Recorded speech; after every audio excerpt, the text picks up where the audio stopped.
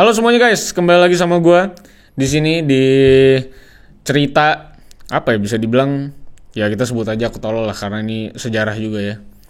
Dan di video kemarin ada yang bilang kalau agama lain masuk aku tolol, kenapa kalau gue bahas pemuka agama Kristen gak aku tolol ya? Karena kalau agama Kristen bukan aku yang tolol, itu mereka yang tolol maksud gue. Jadi emang pemuka-pemuka agama palsu Kristen itu menurut gue sudah terlalu tolol. Jadi mereka saja yang tolol, saya tidak tolol ya. Jadi kenapalah itu gue masukin pemuka-pemuka agama Kristen itu masuk ke dalam segmen orang aneh dibanding aku tolol. Karena gue gak merasa tolol, itu mereka yang tolol. Coba ada pendeta ngomong I'm a liquid metal, tuh apa? Kimia dia, kan enggak ya. Nah tapi hari ini yang mau gue bahas adalah soal keluarganya Ferdinand Marcos. Kalau misalnya lu pada dengerin sejarah soal Filipina, lu pasti nggak akan pernah lepas dari sejarah keluarganya Marcos maupun keluarganya Aquino. Nah, gue udah pernah bahas sebenarnya soal assassination-nya Aquino yang di airport pada saat itu. Nah, sekarang kita bahas Ferdinand Marcos dengan seluruh belantara keluarganya ya, yang memang Imelda Marcos juga ketemu korupsi yang begitu fantastis jumlahnya dan juga punya keunikan sendiri, yaitu di mana dia tuh punya koleksi sepatu ribuan ya. Ini sebenarnya mirip-mirip ya sama Ibu Tin Soeharto ya, yang bikin Taman Mini ya.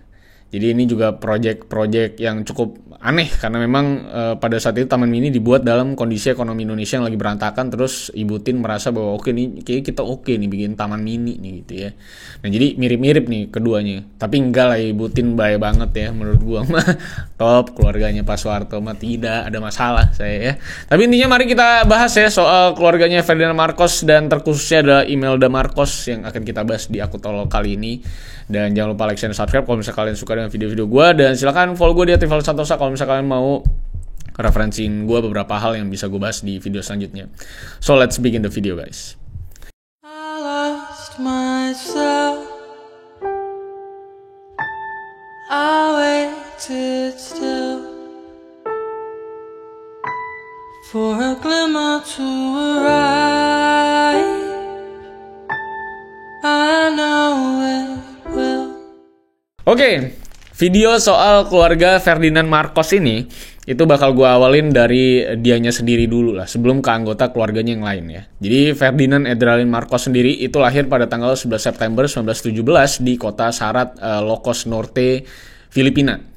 Dan di masa mudanya, Ferdinand itu tuh menduduki bangku sekolah di Manila, ibu kota Filipina. Lalu kemudian menjadi mahasiswa hukum di Universitas Filipina. Dan di masa perkuliahannya, Ferdinand itu ikut serta dalam rival team yang ada di kampus. Dan pernah jadi juara di kompetisi menembak nasional yang pernah diadain negara Filipina waktu itu.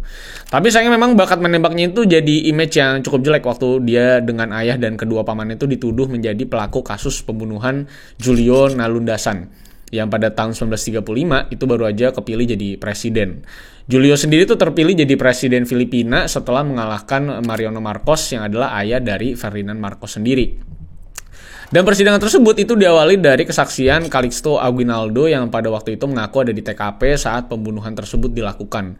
Dan ayah dan kedua paman Ferdinand itu dituduh sebagai perancang rencana pembunuhan tersebut. Dan sedangkan Ferdinand sendiri disebut sebagai pelaku yang melakukan penembakan terhadap Julio alias eksekutor. Hasil persidangan tersebut itu menyatakan kalau Ferdinand dan salah satu pamannya akhirnya dijatuhi hukuman mati. Sedangkan si Mariano dan pamannya yang lain itu dijatuhi hukuman penjara. Tapi walaupun sudah dinyatakan bersalah, persidangannya ini bisa dibilang cukup lama. Dan akhirnya pada tahun 1940 kasus ini tuh dicabut dari persidangan setelah pihak Marcos mengajukan naik banding. Dan semua tersangka yang ada di situ itu akhirnya dibebaskan dari segala tuntutan dan hukuman, termasuk si Ferdinand itu sendiri. Dari laporan seorang jurnalis bernama Primitivo Mijares, salah satu rekan kampus Ferdinand yang bernama Jose P. Laurel itu punya andil dalam kasus ini. Karena Jose yang waktu itu adalah mahasiswa teladan di kampus itu sempat mendesak dekan dari Universitas Filipina yang kebetulan menjabat sebagai salah satu orang penting di Mahkamah Agungnya Filipina. Dan dari laporannya itu dikatakan bahwa Jose ngelihat potensi kalau si Ferdinand ini punya potensi yang bagus dan bisa ngebayar balik kesalahannya lah, intinya di masa depan, alias bisa jadi pemimpin dan ya nepotisme dan kawan-kawannya lah. Dan memang benar, setelah terbebas dari hukuman mati saat itu, Ferdinand ngelarin perkuliahannya dan berhasil buat jadi pengacara. Dan kemudian dia juga mengabdi buat negara sebagai prajurit yang tergabung di US Armed Force. Dan dia juga diberitakan pernah jadi tahanan perangnya Jepang juga. Tapi bisa bebas dan mengaku jadi prajurit berprestasi yang ngedapetin banyak medali militer karena performanya yang top pada saat Perang Dunia Kedua. Dan dia juga menikah sama seorang penyanyi bernama Imelda Romualdez pada tahun 1954 dan lebih dikenal dengan Imelda Marcos. Dan kemudian mereka punya 3 anak dari pernikahan tersebut. Tapi walaupun begitu memang Ferdinand ini juga sempat jadi kontroversi, terutama di tahun 1962 waktu dia mengaku kalau dia itu adalah prajurit dengan prestasi terbanyak dengan 33 medali perang. Yang padahal temuan selanjutnya di masa mendatang itu nyebutin kalau cuman ada 2 dari 33 medali yang dia akui. Dan apa yang diakui itu sebenarnya cuma manipulasi dan propaganda semata buat naikin image dia.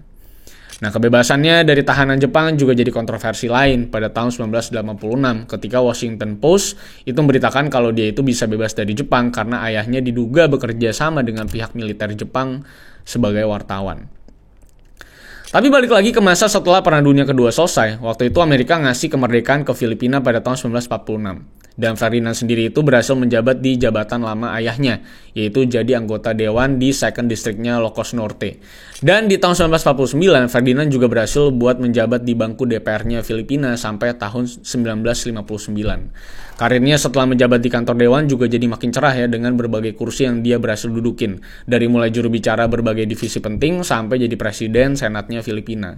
Sampai pada tahun 1965, Ferdinand tuh berhasil terpilih jadi presiden secara resmi, di mana perjalanan kekuasaannya liarnya itu akhirnya dimulai dari sini. Dan di masa kepresiden pertamanya ya, Ferdinand ini memang cukup dianggap quote-unquote maju lah pemikirannya. Karena proyek pembangunan infrastruktur di masa kepresidenannya ini bisa dibilang gede-gedean banget dengan ngebuat jalan aspal, gedung-gedung tinggi, dan memperbanyak produksi beras. Di masa pemerintahannya ini dia juga menjalin hubungan yang cukup baik sama pihak militer. Tapi di sisi lain, Ferdinand juga sempat jadi kontroversi waktu dia pembangunan yang terlalu cepat lah, yang memang ngebuat Filipina akhirnya mengalami inflasi pada bulan Desember 1969. Tepat saat dia terpilih kembali buat jadi presiden untuk kedua kalinya. Jadi pembangunan yang terlalu cepat sebenarnya juga bisa menghasilkan inflasi.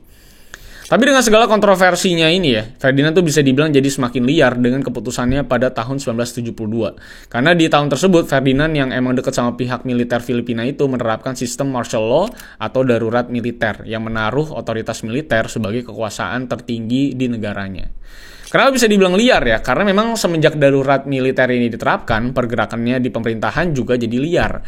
Dengan ngejadiin istri dan saudara-saudaranya itu menjabat di bagian pemerintahan dan industrinya Filipina, alias oligarki ya. Seperti negara yang kita kenal pastinya kan ya. Dan selain ngelakuin nepotisme yang gencar banget dengan kondisi darurat militer, Ferdinand juga berhasil memegang kendali kepolisian dan pengadilan Filipina. Dan dia itu bisa dengan mudah ngelumpuhin lawan politiknya dengan penangkapan dan juga kekerasan. Yang pada saat itu dia juga ngerekrut banyak banget prajurit baru yang gak terjamin kualifikasinya. Yang penting makin gede aja gitu ya bisa dibilang militernya secara kuantitas ya dihitung berhasil sama dia. Jadi bukan mikirin kualitas lagi. Dan karena setelah penjabatan yang kedua, durasi maksimal kedudukannya sebagai presiden ini bisa dibilang gak ada batasnya. Dan dia juga ngangkat dirinya sendiri sebagai Perdana Menteri Filipina. Jadi udah dia jadi presiden, dia juga jadi prime ministernya. Dan momen darurat militer ini bisa dibilang jadi masa tergelap negara Filipina dengan kekerasan di mana-mana dan juga segala korupsi yang kelompoknya si Ferdinand ini lakukan. Karena memang selain melanggar banyak nilai kemanusiaan ke pihak oposisi dan rakyatnya yang memang gak sepaham sama dia, Ferdinand juga ngelakuin banyak penyelewengan dana dan juga korupsi buat kekayaan pribadinya sendiri. Korupsinya ini juga bisa dibilang udah gede banget dengan mengakuisisi banyak bisnis lokal dan dia ini mengatasnamakan teman atau saudara atau pejabat pemerintahan yang ada di rezimnya saat itu. Yang walaupun memang kemajuan infrastruktur itu tetap ada dengan pembangunan yang dia terus lakukan tanpa mengindahkan ngomongin masalah value inflasi. Sampai pada tahun 1983, waktu kondisi kesehatan Ferdinand itu mulai menurun karena usia, pihak oposisi itu mulai akhirnya bermunculan karena kekuasaannya mulai terdegradasi ya. Salah satunya itu adalah lawan politiknya bernama Benigno Aquino yang terbang kembali ke Manila setelah kabur dari rezimnya Ferdinand ke Amerika Serikat. Benigno ini pulang ke Filipina dengan tujuan untuk memimpin New People's Army yang melawan kediktatoran pemerintahan si Ferdinand ini. Tapi sayangnya sesaat setelah keluar pesawat, dia akhirnya ditembak mati pada bulan Agustus tahun 1983 dengan jaminan keamanan dari Marcos yang ujung-ujungnya tapi dia tetap ketembak ya. Dan dengan kematiannya si Benigno ini, people power yang menentang nilai-nilai pemerintahan Ferdinand mulai semakin terbakar gitu semangatnya karena rasanya bisa dibilang skena pembunuhan tersebut adalah pasti dari keluarga Marcos. Dan rakyatnya ini mulai melakukan protes besar-besaran ke jalanan Filipina sebagai bentuk gerakan pro-demokrasi dan mau menggulingkan rezimnya Ferdinand Marcos seperti negeri kita di tahun 98. Dan masyarakat yang turun ke jalanan ini dipimpin sama istri dari almarhum Benigno yang memang sama-sama merasa kehilangan sosok oposisi yang mereka lagi dukung. Dan pada tahun 1986, si Ferdinand ini mutusin buat ngelakuin pemilu cepat dengan tujuan buat ngerendahin yang namanya amarah rakyatnya. Tapi Doi masih aja kekeh dan ngeklaim kemenangan pemilu tersebut walaupun dia ngelakuin kecurangan besar-besaran dalam perhitungan suara pada tanggal 7 Februari 1986. Beruntungnya, karena mereka yang turun ke jalan itu tertib dan gak bawa-bawa unsur kekerasan, akhirnya mereka juga dapat support dari tokoh-tokoh senior dari pihak militer dan menginfluence sebagian prajurit militer yang jadi ikutan memberontak juga. Setelah 4 hari di demo tanpa istirahat, Ferdinand dengan istri dan anak-anaknya akhirnya kabur ke Hawaii, mau berenang, ketemu The Rock ya, pakai helikopter. Dan pihak bea cukai Amerika Serikat juga menyatakan kalau mereka itu ngebawa beberapa peti yang isinya itu cash jutaan dolar, perhiasan dan juga baju-baju branded, mau nyari asylum dia ke Amerika. Setelah 3 tahun mengasingkan diri di Hawaii, Ferdinand akhirnya meninggal dunia ya karena kebanyakan berenang di pantai. Ya enggak, sebenarnya karena serangan jantung dan juga komplikasi yang dia derita. Dan setelah mereka kabur ke Hawaii, masyarakat Filipina juga baru tahu kalau ternyata pasangan mantan presiden dan istrinya ini punya total penghasilan senilai 304.000 USD. Sedangkan mereka dan anak-anak buahnya itu diduga udah mengkorupsi uang negara sekitar 10 miliar US dollar. Karena emang gak masuk akal banget ya jumlah penghasilan segitu dan total aset yang mereka punya. Padahal di masa pemerintahan ini inflasi cukup tinggi dan gak sedikit juga rakyatnya hidup dalam kemiskinan parah. Kok gaji presiden sama hartanya banyak sekali gitu ya. Dan nama istrinya Imelda juga bahkan udah jadi istilah buat kolektor footwear atau sepatu gitu ya. Karena waktu rumahnya diserbu sama demonstran, mereka itu nemuin sekitar 1.000 lebih pasang sepatu dan juga 800 tas yang asalnya itu dari brand-brand top kayak Dior dan lain-lain. ABC News juga waktu itu melaporkan kalau desainer sepatu lokal di sana itu nge-provide sekitar 10 pasang sepatu per minggu. Dan kalau si ibu Imelda ini suka sama desainnya, dia bakal order lebih dari 10 pasang per minggunya. 800 pasang dari koleksi sepatunya ini juga dipajang di Museum Sepatu Marikina yang ada di bagian utara Filipina sebagai dokumentasi kegilaan dari Imelda Marcos. Tapi di luar dari perkoleksian sepatunya, Imelda dan anak-anaknya tuh akhirnya diperbolehkan buat pulang ke Filipina pada tahun 1991 atas izin dari mantan istri Benigno yang waktu itu akhirnya berhasil menjabat jadi presiden. Jadi emang bahkan setelah protes besar-besaran dari rakyatnya, mereka ini masih tetap memperbolehkan kembalinya si keluarga Marcos ini. Jadi emang sangat baik lah rakyatnya ya. Tentunya Benigno juga emang baik-baik semua sih. Dan setelah kembali ke Filipina, Imelda sendiri menghadapi sekitar 900 laporan atas tuduhan penggelapan uang, korupsi, dan juga penghindaran pajak. Walaupun memang mayoritas dari laporan tersebut nggak digubris karena lagi-lagi ada indikasi kurangnya bukti. Dan fakta menarik juga, abu kremasi dari jenazah Ferdinand Marcos juga dipindahkan ke makam pahlawan nasional Filipina atas perintah mantan presiden mereka yaitu adalah Duterte. Jadi dianggap pahlawan nasional juga seorang Ferdinand Marcos ini di negaranya. Karena bagaimanapun ada kontribusinya lah. Dan dari total sekitar 10 miliar USD uang rakyat yang dikorupsi, cuma 4 miliar yang bisa ditemukan sama negara. Dan persidangan yang dimulai dari tahun 2000 itu berjalan sekitar 17 tahun. Yang pada tanggal 9 November 2018 menghasilkan tuntutan berupa maksimal penjara selama 42 tahun dari banyaknya kasus yang tidak terbukti. Dan gilanya lagi, waktu di sidang setelah kembali pulang, dia ini kembali menjabat jadi anggota dewan di Filipina dan masih bisa dapat kepercayaan itu. Tapi kepolisian tentunya nggak langsung menangkap Imelda dengan hasil dari pengadilan. Karena kepala kepolisian Filipina menganggap kalau Imelda masih berkesempatan buat mengajukan banding dan terlebih lagi dia itu udah tua banget juga. Makanya statement ini bikin rakyatnya juga jadi cukup geram. Terutama yang memang dari dulu nggak sepaham sama nilai-nilai pemerintahannya Ferdinand. Karena banyak juga sebenarnya narapidana tua yang tetap ngejalanin sidang walaupun usianya udah lanjut usia. Dan para keluarga korban kekerasan di masa pemerintahannya Ferdinand juga nggak sedikit juga. Dari mulai pemenjaraan, penyiksaan, sampai yang pada disikat juga di masa pemerintahannya tanpa melalui proses persidangan. Hal menarik yang lain juga ada di anak laki-lakinya yang bernama Ferdinand Marcos Jr. atau yang biasa dikenal dengan nama Bongbong ya. Yang tahun kemarin dia itu berhasil dilantik jadi presiden buat ngegantiin presiden sebelumnya, yaitu adalah Rodrigo Duterte.